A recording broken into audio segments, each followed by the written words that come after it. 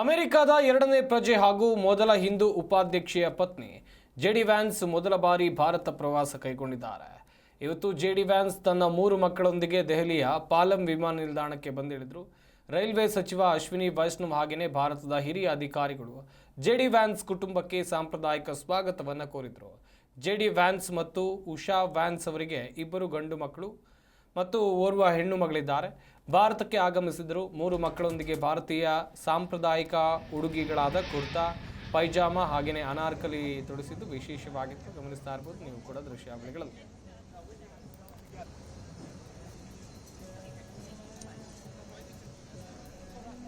America ಉಪಾಧ್ಯಕ್ಷ JD wands ಅವರು ಭಾರತಕ್ಕೆ ಬಂದಿಳಿದಿದ್ದಾರೆ. ಪ್ರಧಾನಿ ನರೇಂದ್ರ ಮೋದಿ ಅವರ ಜೊತೆಗೆ ಅಮೆರಿಕ ಉಪಾಧ್ಯಕ್ಷ ಜೆಡಿ ವ್ಯಾನ್ಸ್ ದ್ವಿಪಕ್ಷೀಯ ಮಾತುಕತೆಯನ್ನು ನಡೆಸಿದ್ರು. ವ್ಯಾಪಾರ, ತೆರಿಗೆ ಸೇರಿ ಹಲವು ವಿಚಾರಗಳ ಕುರಿತಂತೆ ಮಾತುಕತೆಯನ್ನು ನಡೆಸಿದ್ದಾರೆ ಎನ್ನುವಂಥದ್ದು ಗೊತ್ತಾಗ್ತಾ ಇದೆ.